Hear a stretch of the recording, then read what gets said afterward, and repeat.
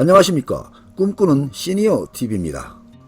정말 상상 못할 일들이 벌어지고 있습니다. 오늘 동영상 내용은 시니어님들이 꼭 알아야 되는 내용입니다. 중요한 내용이니만큼 끝까지 시청하시기 바랍니다.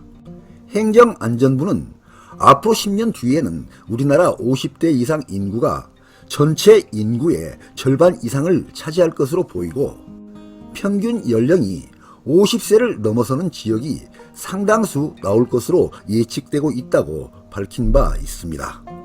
또한 10월 24일 국회 예산정책처가 발표한 최근 저출산 추이를 반영한 총인구 추계 보고서에 따르면 초저출생 문제가 계속되면 2040년 한국의 유소년 인구가 현재의 반토막 수준으로 쪼그라든다는 분석이 나왔습니다.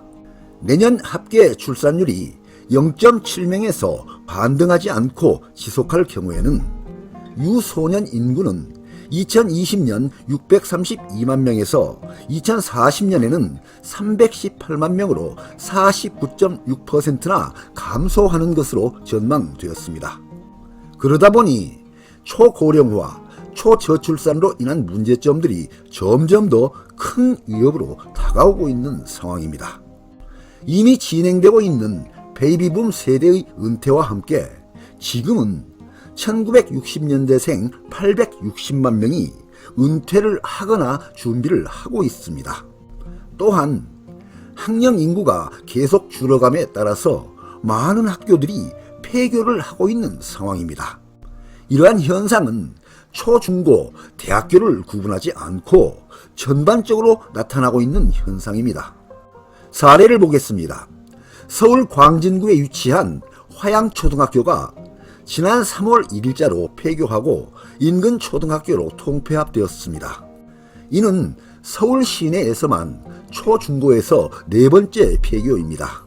2015년에는 서울 금천구의 홍일초등학교가 폐교되었고, 2020년에는 서울 강서구의 염강초등학교, 그리고 강서구의 공진중학교도 폐교됐습니다. 또한 내년에는 서울 도봉구의 도봉고교, 서울 성동구 덕수고교가 문을 닫을 예정입니다.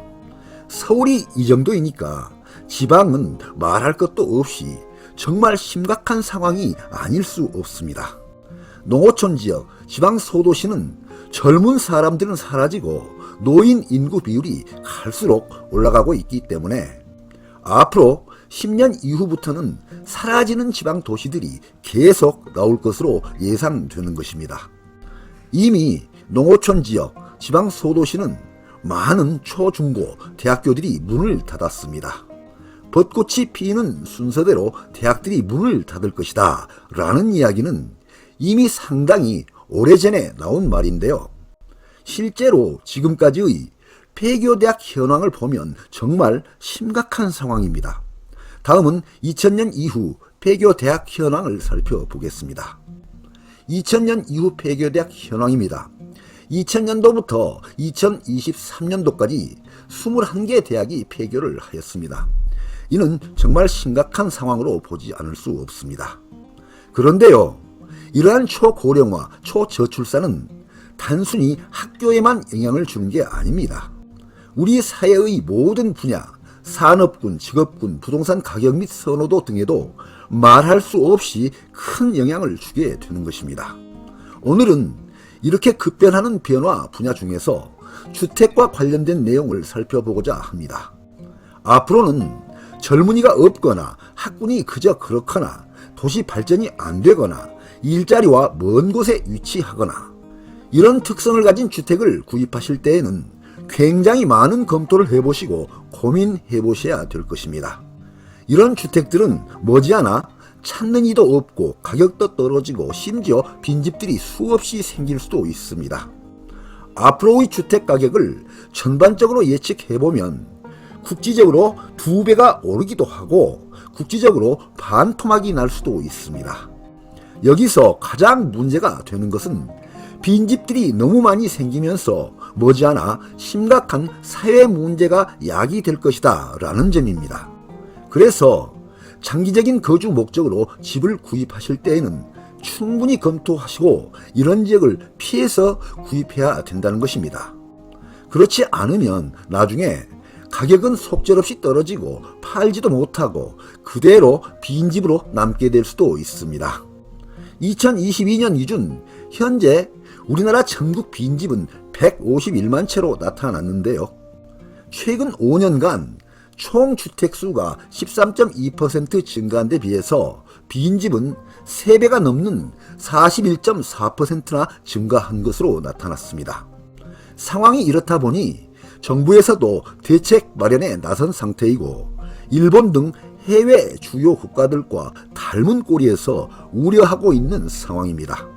이렇게 고령화, 저출산 등 인구 감소로 인한 빈집 문제는 일본뿐만 아니라 미국, 유럽 등에서도 큰 문제점으로 나타나고 있는 현상입니다.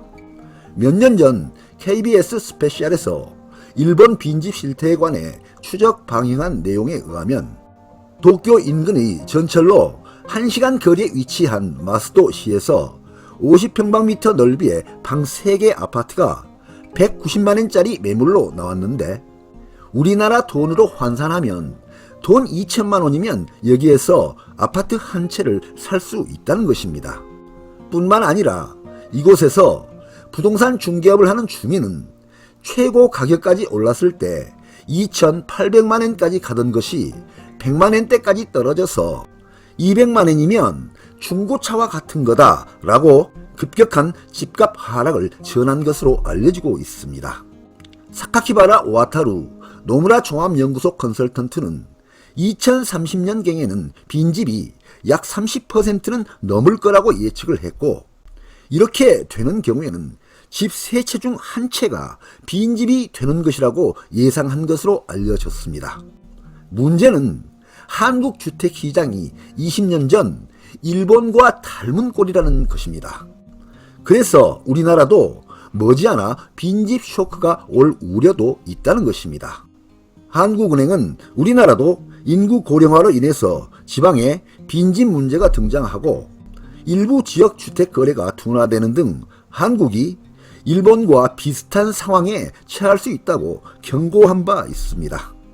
그런데 얼마 전까지 우리나라 주택 가격이 천정부지로 올라가고 난리가 난 적이 있는데 무슨 말이냐 이렇게 하실 수도 있겠지만 어느 날 갑자기 우리에게도 이런 현상이 나타날 수 있는 위협 요인이 우리 주변에 충분히 상존하고 있다는 게 현실입니다.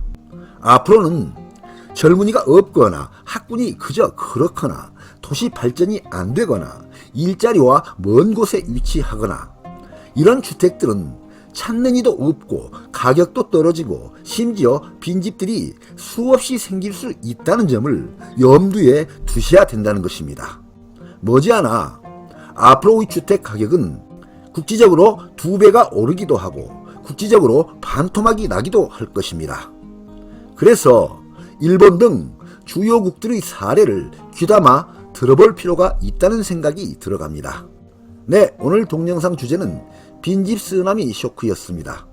많은 도움이 되시길 바랍니다. 끝까지 경청해 주셔서 감사드립니다.